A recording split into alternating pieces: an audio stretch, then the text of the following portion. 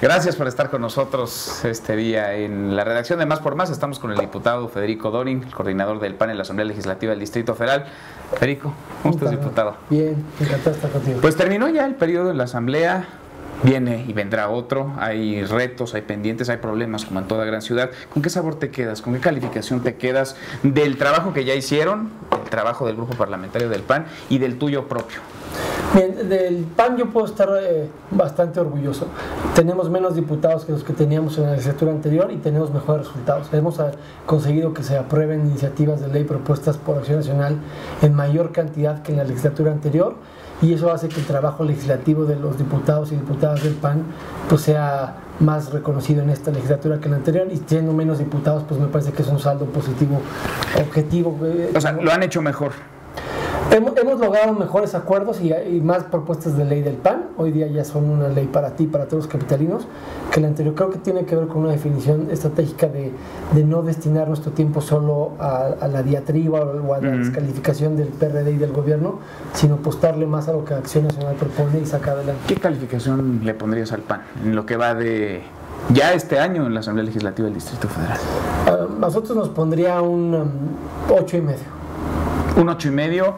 Federico Dorin, ¿cuánto saca en ese 8,5? ¿Más, menos, promedio, igual? El punto 5 y los otros 12 diputados los 8 puntos. A ver, es una bancada que algunos calificaban al inicio de inexperimentada, porque había muy pocos legisladores, dos, tú y César Daniel González, con experiencia en el legislativo.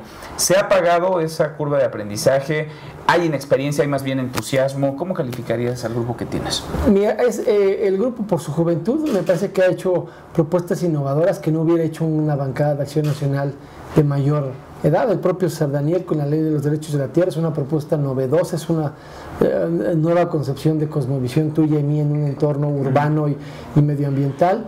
Me parece que esa propia visión de César Daniel no hubiese prosperado tan fácilmente en un grupo más añejo que hubiera tocado temas históricos de Acción Nacional. Creo que es una ley que refleja que somos una nueva bancada, una nueva camada. Y pues yo te diría con toda franqueza, no hay ninguna novatada de los diputados de Acción Nacional. O sea, no advierto yo ninguna pifia que hayan hecho nadie. A ver, pero el PAN está desdibujado a nivel nacional, y en la Ciudad de México existe el PAN. Claro que existe, somos en la Asamblea la segunda fuerza, y el PAN en la Ciudad de México sí está muy mal, tiene medalla de bronce, pero nada más hay que conocer la historia. En 97, cuando nos arrasó Cárdenas, teníamos 2 diputados menos que ahora, teníamos 11, y en 3 años después ganamos 6 delegaciones, 24 diputaciones federales, 17 diputaciones locales con Fox. Ahora lo que hay que hacer es no repetir errores como los que se cometieron antaño y apostarle a la recuperación. ¿Qué le pasa al PAN en la capital? ¿No han podido generar un candidato propio como jefe de gobierno en las últimas 3 elecciones? Es decir, siempre los candidatos, en último caso Isabel Miranda de Wallace, antes Demetrio Sodi, antes Santiago Krill, no eran panistas, no estaban afiliados, no eran militantes del PAN. ¿Qué le pasa? ¿Por qué el PAN no logra generar estos cuadros? Lo que le pasó no le va a volver a pasar. ¿Qué le pasó al PAN? Muchos liderazgos se acostumbraron más al confort de tener un espacio en el gobierno federal, les iba mejor económicamente siendo funcionarios federales, y se olvidaron de hacer política en lo partidista o en lo terrestre, y lo que luchaban no era ser operadores del partido, sino era más bien ser cuadros del gobierno federal con Fox o con Calderón. Ahora que ya no tienen el confort del gobierno federal, vamos a tener esos recursos humanos de nueva cuenta para volver a hacer política y contacto con la gente. La tragedia del PAN en la paradoja en la ciudad es que le apostaban a perder la ciudad pero ganar la presidencia, pero colocarse con el presidente de la República en turno. Y entonces en esa mediocridad del PAN de los últimos 12 años, muchos liderazgos no le aportaron al PAN en la ciudad, sino le apostaron a proyectos personales para tener posiciones de gobierno. A ver, ¿cómo entrar, cómo penetrar en una ciudad que parece de pronto cooptada por clientelas, por grupos políticos, por tribus, muchas de ellas de un partido, del PRD, que prácticamente arrasó en el pasado proceso electoral a nivel local? ¿Cómo meterse, cómo combatir esas tribus, esos grupos de poder, esos conflictos que tienen como clientelas muchísimos años? Mira, ellos tienen todos los programas sociales y esas clientelas históricas, pero a pesar de eso hay un enorme universo de votantes que pueden cambiar su sentido del voto. Miguel Ángel Mancera es un fiel reflejo de eso. El crecimiento histórico que tuvo Mancera de este récord Guinness de 63% quiere decir que hay gente que, a pesar de las tribus del PRD, a pesar de la corrupción del PRD, a pesar de los negativos del PRD, pudo votar por Miguel Ángel Mancera. Lo mismo puede aplicar para el PAN.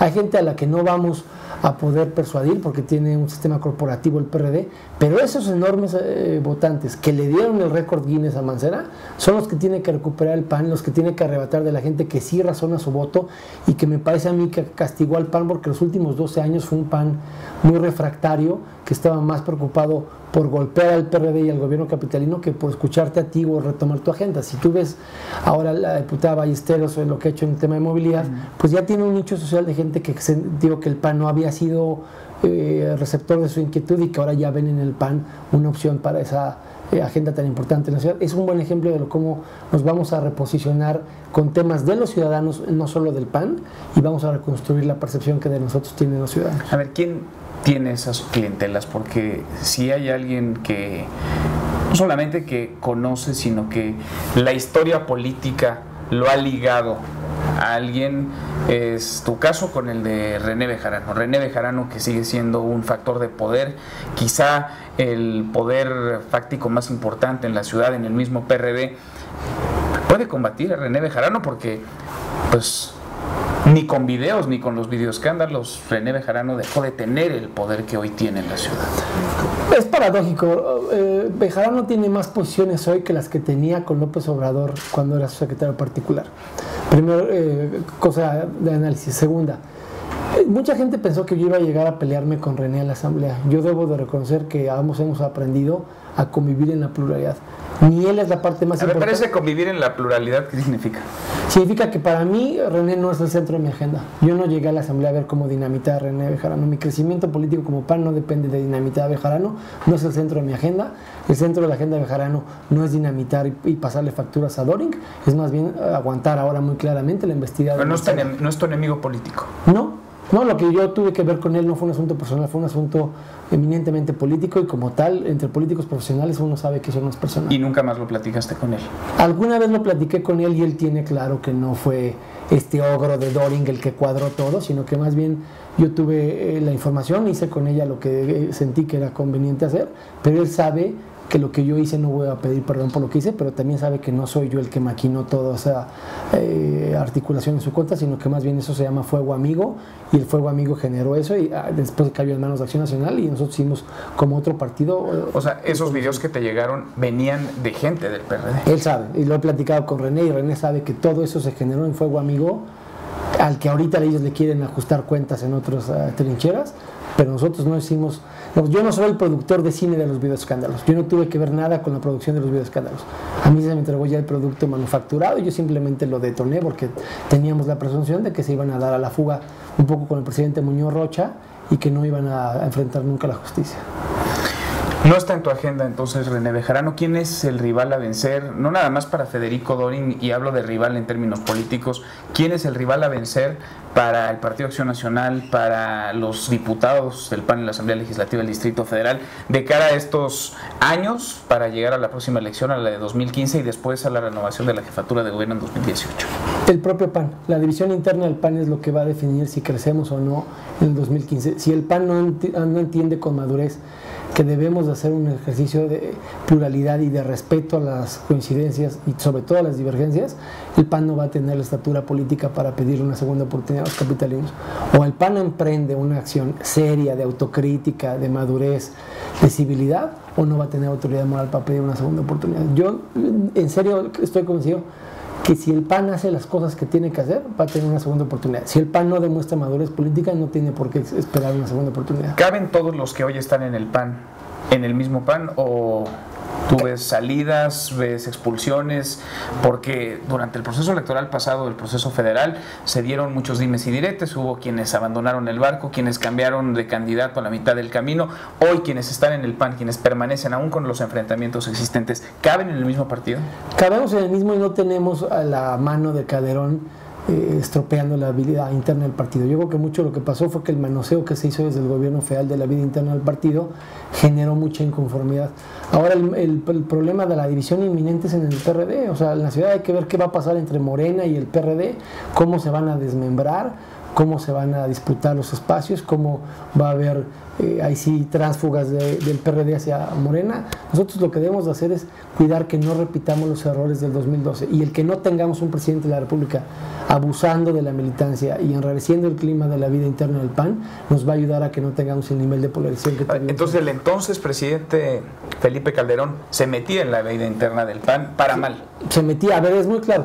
Él tiene la incongruencia de que en su momento califica, y lo hizo públicamente, de pigmeos a los candidatos de Acción Nacional y fue el primer promotor de las designaciones de candidaturas en la Ciudad de México.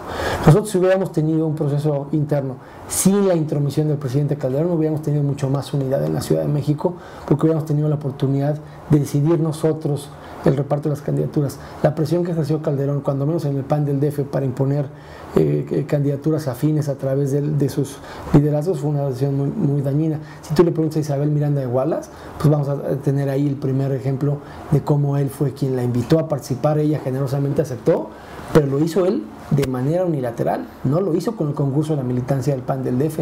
Por eso Isabel tuvo un problema de desencuentro inicial con los liderazgos del PAN, porque él nunca tuvo la estatura política para darle su lugar a la militancia y pedirnos acompañar la decisión. Simplemente la platicó con ella y después, con base en una encuesta, se nos pidió apoyarla. Pero ahí empezó mal la campaña y le empezó mal en Pinos, no empezó en la dirigencia del PAN del DF. Estamos hablando justo en Los Pinos del presidente de la República, del hombre más poderoso en términos políticos en el país. Es difícil evadirle la responsabilidad que le toca a Felipe Calderón. Él es el principal responsable entonces del fracaso del PAN a nivel federal y del fracaso del PAN en el Distrito Federal en la pasada elección. Pues no sé si el principal responsable del fracaso a nivel federal, pero en el caso del resultado del DF, él es el principal llamado a cuentas. El acta de nacimiento de la candidatura de Isabel Miranda Wallace tiene como padre registrado a Felipe Calderón y el resultado electoral se debe facturar a él. Él fue quien reclutó a Obdulio Ávila para llevarlo a gobernación, él fue quien nos dejó sin dirigente para conducir el proceso electoral. O sea, no podemos los panistas del DF ser los únicos que sean llamados a cuenta. Obdulio es un gran estratega, si se fue a gobernación fue porque lo llamaron del equipo de Calderón, él nos deja sin dirigente, él nos impone a la candidata. Bueno, pues también me parece que él tiene que responder por sus errores que afectaron el resultado del PAN del DF, pero como ahora el presidente de la República ya no es del PAN, pues no corremos el riesgo de que alguien venga a imponer una candidatura y que sí podamos tener, como tú bien dices, por primera vez una candidatura de un panista de la Ciudad de México, como fue la primera, la de Carlos Castillo en 97. Viene 2015, vendrá 2018, hay futuro, hay aspiración para que el PAN pueda revertir estos resultados negativos. Perdieron 2 de las 3 delegaciones que gobernaban, perdieron Coajimalpa, perdieron también Miguel Hidalgo, únicamente mantienen presencia en cuanto a gobierno se refiere en la capital del país, en la delegación Benito Juárez. ¿Cuál sería, digamos, un pronóstico optimista, pero también objetivo de lo que podría pasar con el PAN en la capital en 2015 y después en 2018? Si la elección entre el 2015 y 2018 es una elección a tercios, donde no enfrenten ni el PRI ni el PAN solos a toda esta mafia y concurso de intereses de la izquierda, sino a Morena por un lado y al PRD por otro, puede ser una elección muy competida. El PAN, si está entre 25 puntos porcentuales, 22, puede ser muy competitivo, que es nuestra cifra histórica. Lo que pasa es que siempre hemos enfrentado pues, a los 40 y tantos del PRD, ahora enfrentamos a los más de 60 de Mancera, pero si tenemos un escenario donde podamos competir en 2015 casi con piso parejo por la división de la izquierda, podemos, cuando menos desde mi punto de vista, triplicar las posiciones que tiene. Hay un jefe de gobierno que no está afiliado al PRD. Es la primera vez que hay un jefe de gobierno que no está afiliado al PRD. Miguel Ángel Mancera, en ese sentido, puede ser un factor para que se debilite al PRD en la capital del país, un factor para que las fuerzas encuentren mayor equilibrio, para que haya un mayor contrapeso entre partidos políticos. ¿Cómo ves al jefe de gobierno y su papel en términos políticos? Es mucho mejor demócrata que Ebrardo, que López Obrador. Es el primer jefe de gobierno después del ingeniero Cárdenas que sí dialoga con la oposición, que sí escucha a la oposición. En la parte de sus valores democráticos es por mucho mejor que los anteriores.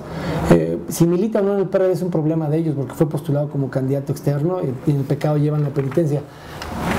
Tienen un problema adicional porque el jefe de gobierno, sea o no militante del PRD, les va a exigir candidaturas al interior del PRD. Entonces es una nueva tribu. El reparto, tú me preguntabas si cabían todos en el PAN, yo te pregunto, ¿caben todos en el PRD? Con la oferta de la candidatura paralela de Morena, ¿cabe la tribu de Mancera, de reciente cuño, más la de Ebrard, más los Chuchos, más Bejarano, más los Quinteros, en posiciones a disputar ya contra Morena? Me parece que el principal problema lo tienen ellos, y el que él no milite en el PRD, no somos nuevos en esto, no quiere decir que no va a exigir candidaturas como una tribu partidista, y ese es un problema interno de ellos, más que de la ciudad. Federico, hay muchísimo que platicar contigo, nos gana el tiempo. ¿Regresas para platicar en la Asamblea? Claro, y para platicarte de por qué la Asamblea sí está reprobada en lo político, pero no en lo legislativo. ¿Cuánto le ponías a la Asamblea? La Asamblea yo le pondría en lo político 4, en lo legislativo 7. Reprobados. Reprobados en lo político. Nunca hay comparecencias, no han comparecido ninguno de los 16 delegados, ninguno de los escándalos de Toledo. Cualquier escándalo en la ciudad, ni siquiera ha habido comparecencias para que nos expliquen. En el ámbito de Veracruz, Rosario Robles va y comparece ante el Senado.